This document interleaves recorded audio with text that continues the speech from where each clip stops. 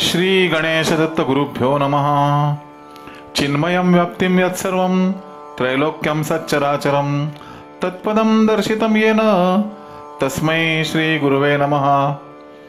परमपूज्य सद्गुरू श्री रामकृष्ण क्षीरसागर स्वामींना वंदन करून संघटित सत्संग मंडळांच्या या गुरुकार्यातील मोहिमेमधल्या 1296व्या भागाचं मी पठण करीत आहे।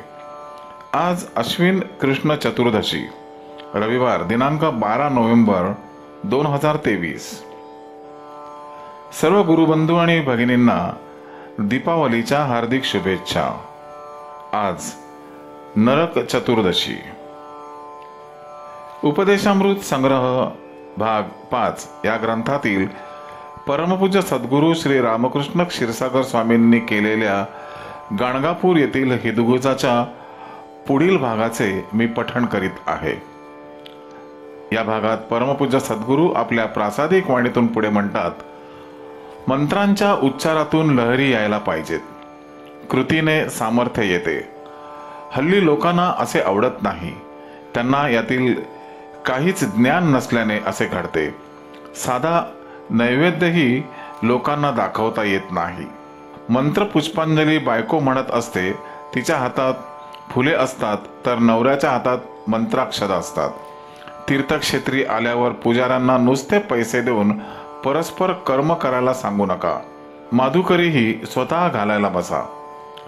आपण त्यांना पैसे दिलेत, तो व्यवस्थित करेलच, नाही केले तर तो ते भरेल असे म्हणून या गोष्टींना महत्त्व कमी करू नका। आपण अनायासे त्या कर्मासाठी पैसे खर्च करीत असतोच, मग स्वतःच ते कर्म करायला का थांबू नये? हे मला कळत नाही। हे सर्व गुरुजींनी म्हटले व केले तरच त्या कर्माला फलश्रुती आहे। यापुढे तरी अशा गोष्टी स्वतः करीत जा। आतापर्यंत जे झाले ते झाले, सोडून द्या। अजून वेळ गेलेली नाही। इतरांच्या टीकेकडे लक्ष देऊ नका, म्हणजेच हे कार्य तुमच्या हातून व्यवस्थित पार पडेल। दुसरं असं की या गाणगापुरात तुम्ही दरवर्षी येत असता। इथे तुम्ही जशी माधुकरी देत असता तशी येथे माधुकरी घेण्याचीही पद्धत आहे। तुम्ही इथे आल्यावर एकदा तरी माधुकरी घेत जा, निदान एखादा चमचा तरी माधुकरी घ्यावीच, तशी इथे परंपरा आहे। आपली परिस्थिती चांगली आहे म्हणून ज्यांचे जीवनच या माधुकरीवर अवलंबून असते अशा लोकांच्या पोटावरही आपण पाय आणू नये।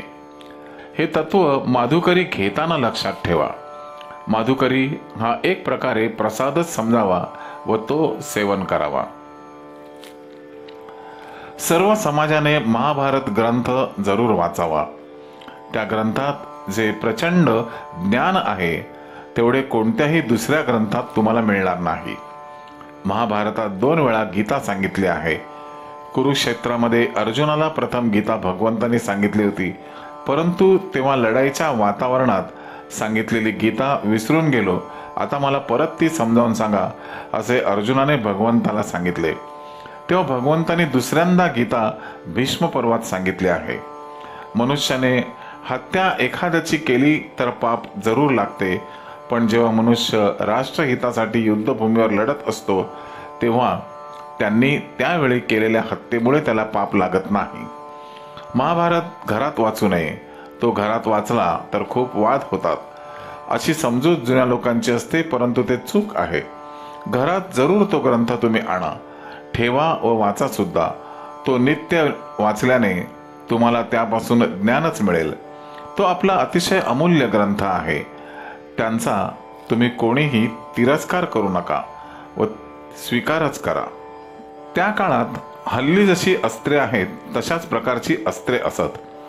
त्यातील फरक म्हणजे त्या काळातील अस्त्रे मंत्रोच्चाराने नुसत्या तयार होत असत। हल्लीच्या काळातील अस्त्रे ही कृतीने बनवली जातात। पूर्वीच्या काळी मंत्रोच्चारातील शब्दांना फार धार असे। आता तशी ती धार व पवित्रता नसल्याने मंत्रोच्चाराने अस्त्र तयार होऊ शकत नाहीत व ती विद्याही आता लोप पावली आहे। त्या काळात अस्त्रामध्ये 6 प्रकारची अस्त्रे असत। महाभारत ग्रंथ घरात ठेवल्यानेच वाद होतात, हे चूक आहे। सर्व घरात मतभेद असतात, पण ते पराकोटीला जाऊ नये याची काळजी सगळ्यांनी घ्यायला हवी। काळजी करण्याचे स्वभावात असणे आवश्यक आहे। मीही तुम्हा सर्व भक्तांची काळजी करत असतो हे लक्षात घ्या. वेदोच्चारात एक प्रकारचा घणासारखा आवाज होत असतो.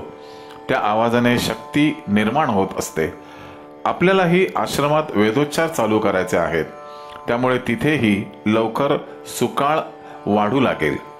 वेदाचे कार्य चालू असताना त्याचबरोबर समाजाची सेवाही घडेल. त्यापुढे समाजही आनंदी व निष्काळजी होईल. तुम्ही जेव्हा आश्रमात येता तेव्हा तुम्हाला आश्रमाच्या जवळ आल्याचा जेवढा आनंद होतो त्याच्याही पेक्षा अधिक आनंद तुम्हाला आश्रमात आल्यावर मिळतो. हाच फरक तुमच्या दृष्टीने खूप महत्त्वाचा आहे. जेव्हा तुम्ही निरपेक्ष भावनेने याल तेव्हाच तुम्हाला आनंद सुख लाभेल. एप्रिल 93 पासून तुम्हाला आश्रमाच्या वातावरणात फरकही जाणवेल व वेदांपासून निघणाऱ्या लहरी जाणवतील. आश्रमाच्या कामासाठी व पाठशाळेसाठी नवीन अधिक अध्यापक लवकरच नेमणार आहोत. आपल्या आश्रमात उत्सव आपण साजरे करत असतो. मध्यंतरी पुण्याच्या एका वृत्तपत्राचा वार्ताहर आला होता. दत्त जयंतीचा कार्यक्रम कसा झाला हे आम्ही आमच्या वृत्तपत्रात छापून देऊ, त्यासाठी आम्हाला तुम्ही पैसे द्या असे त्याने सांगितले. मी काही त्याला पैसे देऊन छापून आणण्यासाठी परवानगी दिली नाही. आपल्या कार्यक्रमाला जाहिरातीची गरज नाही. या कार्यक्रमांना आपले भक्त न बोलवता येतच असतात. फुलाचा सुगंध कधीही लपून राहत नाही. ज्यांना गरज आहे तेच येत असतात. मग जाहिरात करायची गरजच काय? गेली 49 वर्षे हा उत्सव आपण करीत आहोत. पैसे देऊन कार्यक्रमांची जाहिरात आपल्याला करायचीच असती तर आपण यापूर्वीच तसे पैसे देऊन केले असते. आपले हे कार्य ईश्वरी आहे. अशा कार्याला जाहिरातीची काहीच जरुरी नाही. शृंगेरीचे शंकराचार्य सुद्धा नगरला त्यांना आमंत्रण दिले नाही तरी स्वतः होऊन 8 दिवस मुक्कामास आले होते. हे सर्व त्या शक्तीचे चमत्कार आहेत. त्यातूनही हल्ली सरकारी नियमाप्रमाणे एखादी संस्था जेव्हा रजिस्टर होते तेव्हा गावातील वृत्तपत्रात श्री दत्त जयंती, श्री शंकराचार्य जयंतीच्या कार्यक्रमाची माहिती छापून आणावी लागते. श्री गुरुदेव दत्त.